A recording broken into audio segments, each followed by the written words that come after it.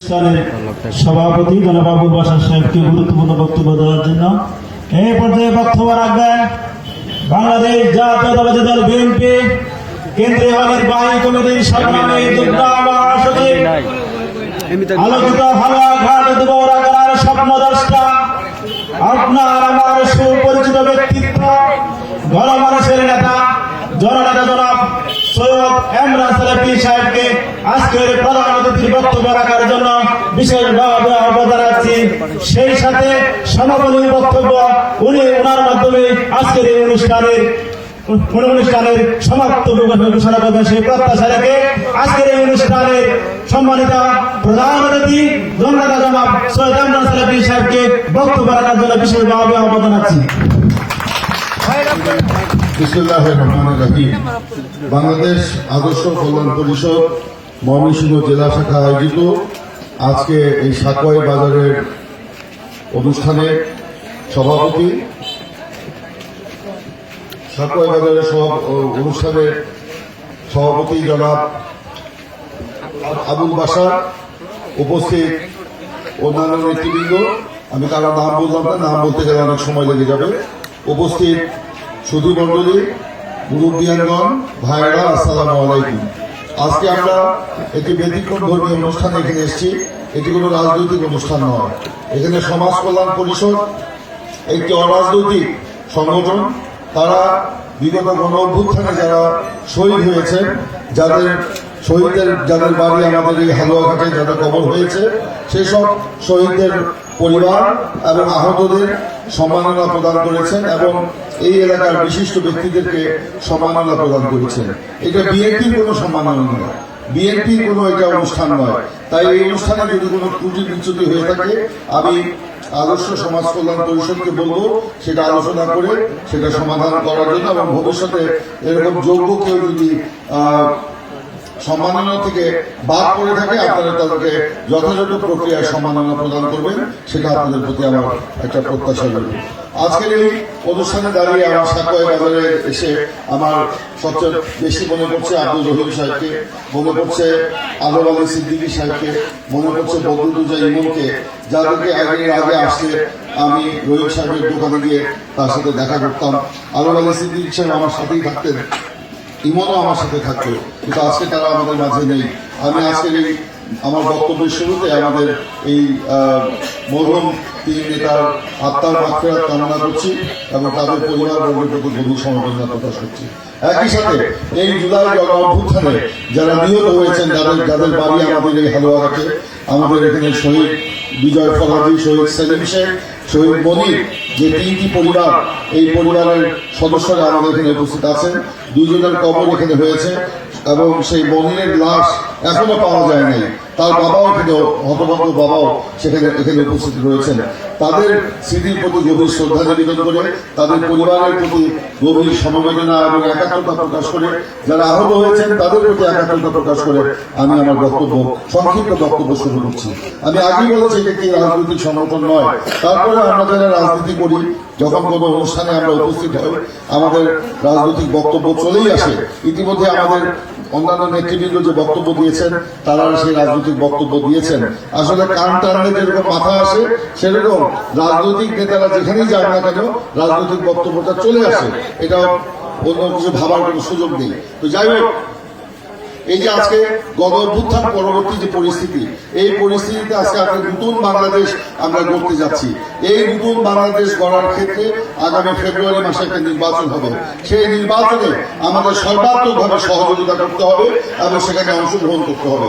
আপনারা দেখেছেন যে গতকালে এই প্রধান উপদেষ্টা ডক্টর মোহাম্মদ ইউনূস, তিনি কুয়ালালামপুরে মানে মালয়েশিয়ায় তিনি বলেছেন যে এই নির্বাচন যদি বৈধ না হয় তাহলে আমাদের এত আয়োজন অর্থহীন। আমরা বলতে চাই, আমরা ডক্টর মোহাম্মদ ইউনূসের প্রতি আহ্বান জানিয়ে বলতে চাই, নির্বাচন কেন বৈধ হবে না? বাংলাদেশের মানুষ এই নির্বাচনে অংশগ্রহণ করবে এবং এটি অংশগ্রহণমূলক প্রতিদ্বন্দ্বিতামূলক নির্বাচন হবে এবং সেই প্রতিদ্বন্দ্বিতামূলক নির্বাচনে অংশগ্রহণ করার জন্য বাংলাদেশের জনগণ অধীর আগ্রহের অপেক্ষা করছে। গত 15 বছর তারা ভোট দিতে পারে নাই। এই আজকে নতুন ভাবে স্বাধীনভাবে ভোট প্রয়োগ করার একটা সুযোগ জনগণের সামনে এসছে। ইনশাআল্লাহ বাংলাদেশের জনগণ উৎসাহ ও উদ্দীপনার সাথে এই নির্বাচনে অংশগ্রহণ করবে এবং সেই নির্বাচনকে সর্বাত্মকভাবে সফল করার জন্য বিএনপি সর্বাত্মকভাবে আমরা প্রচেষ্টা চালাবো। আমরা প্রধান উপদেষ্টাকে সহযোগিতা করব, সরকারকে সহযোগিতা করব, নির্বাচন কমিশনকে সহযোগিতা করব। আমরা বিএনপি নেতাকর্মী সমর্থকদের আমরা একই সাথে জনসাধারণের প্রতি আহ্বান জানাবো যে এই নির্বাচন যাতে কোনোভাবেই যেন আপনার প্রশ্নবিদ্ধ না হয়, সেই জন্য আমাদের সকলকে লক্ষ্য রাখতে হবে, মনে রাখতে হবে এই আওয়ামী ফ্যাসিস্ট চক্র তারা কিন্তু আজকে ঘাটতি মেরে বসে আছে দেশের ভিতরে এবং দেশের বাইরে। তারা চাইবে এই নির্বাচনকে প্রশ্নবিদ্ধ করার জন্য নানান রকম অপকর্ম তারা করতে চাইবে। আপনাদেরকে চোখ কান খোলা রাখতে হবে এবং সেই চোখ কান খোলা রেখে তাদেরকে প্রতিরোধ করার মধ্য দিয়ে আমাদের এই নির্বাচনকে, আগামী নির্বাচনকে অর্থবহ এবং সফল করতে হবে ইনশাআল্লাহ। বন্ধুগণ, আমি বলেছি আজকে আদর্শ কল্যাণ পরিষদ আপনারা গঠন করেছেন। এই নতুন বাংলাদেশ গড়ার মধ্য দিয়ে আমরা কিন্তু একটা আদর্শ রাষ্ট্র আমরা করতে চাই, একটা কল্যাণমূলক রাষ্ট্র করতে চাই। আমাদের ভারপ্রাপ্ত চেয়ারম্যান জনাব তারেক রহমান দুদিন আগে বলেছেন বিএনপির লক্ষ্য একটি কল্যাণমূলক রাষ্ট্র গঠন করা এবং সেই লক্ষ্যে তিনি কিছু কর্মসূচি ঘোষণা করেছেন। বলেছেন আমরা জনগণ আমাদেরকে ভোট দিবে, আমরা ক্ষমতায় যাব, জনগণ কি পাবে? জনগণকে তাদের বসবাসের উপযোগী একটি বাংলাদেশ তৈরি করে দিতে হবে, যেখানে আইন শৃঙ্খলা পরিস্থিতির উন্নতি ঘটবে, যেখানে সমাজে শান্তি প্রতিষ্ঠিত হবে, যেখানে সংঘাত থাকবে না, যেখানে দুর্নীতি থাকবে না, যেখানে মাদক থাকবে না, যেখানে রেশারেশি থাকবে না। সকলে মিলে এই বাংলাদেশকে যেন আমরা করতে পারি সেই পরিস্থিতি তৈরি করতে হবে। তারেক রহমান তিনি জাতির সামনে কিছু কর্মসূচি ঘোষণা করেছেন। তিনি বলেছেন আগামী নির্বাচনে বিএনপি যদি এককভাবে 200 আসন নিয়ে 220টা আসন নিয়ে যদি আপনার ক্ষমতায় যায়, বিএনপি এককভাবে সরকার গঠন করবে না। বিএনপি তার আন্দোলনের মিত্র যে শক্তিগুলো আছে তাদের সকলকে নিয়ে জাতীয় সরকার গঠন করে আমরা সেই দেশ পরিচালনা করবো। কেন? কারণ এককভাবে সরকার পরিচালনা করতে গেলে আমাদের মধ্যে ভুল ভ্রান্তি থাকতে পারে, আর সকল দলকে মিলে একটি সরকার যদি দেশ চালায় সেখানে আমাদের ভুল ভ্রান্তি হওয়ার সম্ভাবনা কম। সেই কারণে তিনি সকল দলকে নিয়ে মিলেমিশে আগামী বাংলাদেশ তিনি করতে চেয়েছেন।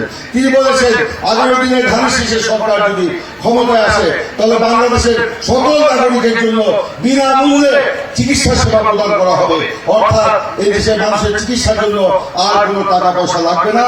শুধু গরিব মানুষের চিকিৎসার জন্য বড় লোকদেরকে তাদের দিতেই হবে, কিন্তু গরিব মানুষের চিকিৎসার জন্য কোনো টাকা পয়সা লাগবে না। প্রত্যেকটা গরিব রোগীকে 50 ধরনের ওষুধ সরকার বিনা পয়সায় প্রদান করবে। তিনি বলেছেন আগামী ধানের শীষের সরকার যদি ক্ষমতা আছে প্রত্যেকটা পরিবারকে একটি করে ফ্যামিলি কার্ড দেওয়া হবে সেই পরিবারের মহিলা সদস্যদের নামে। সেই ফ্যামিলি কার্ডের মাধ্যমে সেই অভাবী পরিবার যেগুলো রয়েছে, গরিব পরিবার রয়েছে, তাদেরকে তাদের মাসিক খরচের একটি অংশ চাল, ডাল, তেল, চিনি, লবণ ইত্যাদি দ্রব্যের মাধ্যমে দেওয়া হবে অথবা নগদ অর্থের মাধ্যমে দেওয়া হবে। তিনি বলেছেন আগামী বিএনপি সরকার যদি ক্ষমতায় আসে, সেই ধানের শীষের সরকার যদি ক্ষমতায় আসে তাহলে বাংলাদেশের শিক্ষিত বেকারদের জন্য 1 বছরের জন্য আমরা বেকার ভাতা প্রদান করব এবং 1 বছরের মধ্যে সেই বেকার তার কর্মসংস্থান তৈরি করে দিবে। আর অন্যান্য যে বেকার স্বশিক্ষিত বা অপ্রশিক্ষিত বেকার তাদের জন্য আমরা কর্মসংস্থানের ব্যবস্থা গ্রহণ করব, মিল কলকারখানা গ্রহণ করব। এবং তিনি ওয়াদা জাতির সামনে করেছেন। তিনি বলেছেন আগামী দিনে বিএনপি সরকার যদি ক্ষমতা আসে প্রত্যেকটা কৃষকের জন্য একটি করে ফার্মার্স কার্ড দেওয়া হবে। সেই ফার্মার্স কার্ডের মধ্যে লেখা থাকবে সে কি বড় কৃষক, ধনী কৃষক নাকি ছোট কৃষক, তার জমির পরিমাণ কত, তার আর্থিক ইনকাম কি, এগুলো সব লেখা থাকবে, জমির পরিমাণ লেখা থাকবে।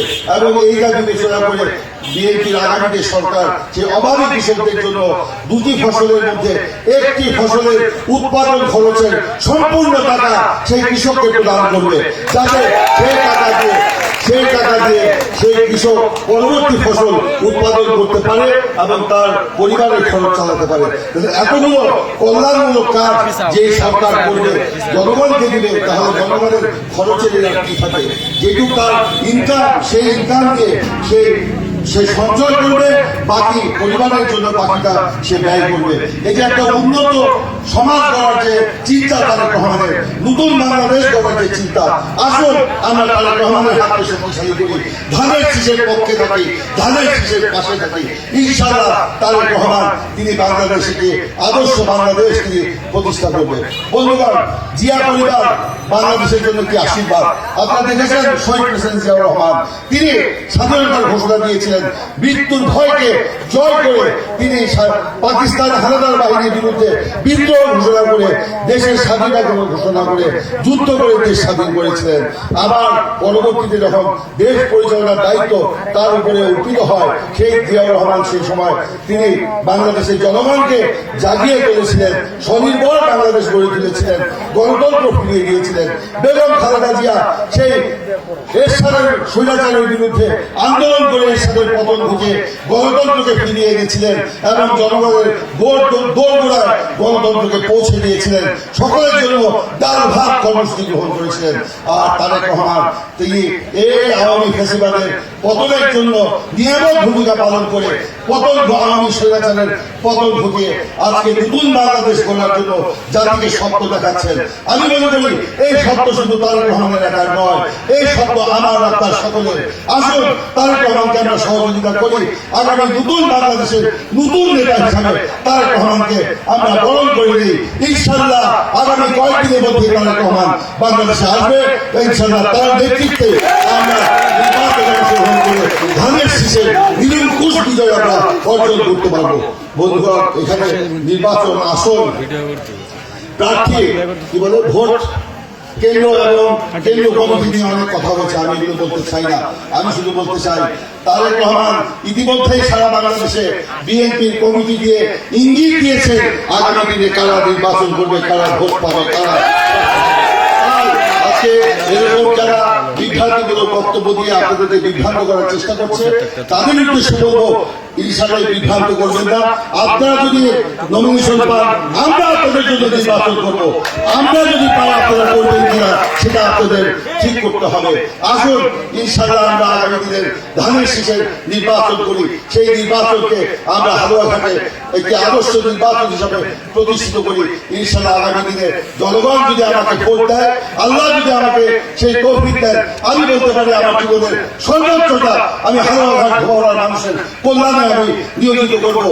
আমার একটা কিছু আরেক চোখ থাকে আমার ধরাও না, এবং এই দুঃখী মানুষের ভাগ্য পরিবর্তনের জন্য আমি কাজ করব, আমার নিজের ভাগ্য পরিবর্তনের জন্য কাজ করব না।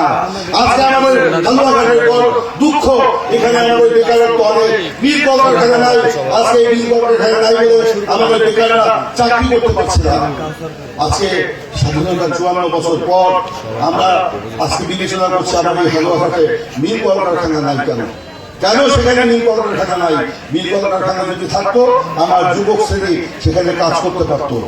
আজকে ইনশাআল্লাহ আমি বলতে চাই, আল্লাহ যদি রহম করে, আপনারা যদি আমার প্রতি বিশ্বাস রাখেন, আগামী দিনে যদি ধানের শীষ হালুয়াঘাটে বিজয় হয়, আমরা হালুয়াঘাটে মিল কলকারখানা প্রতিষ্ঠা করবো।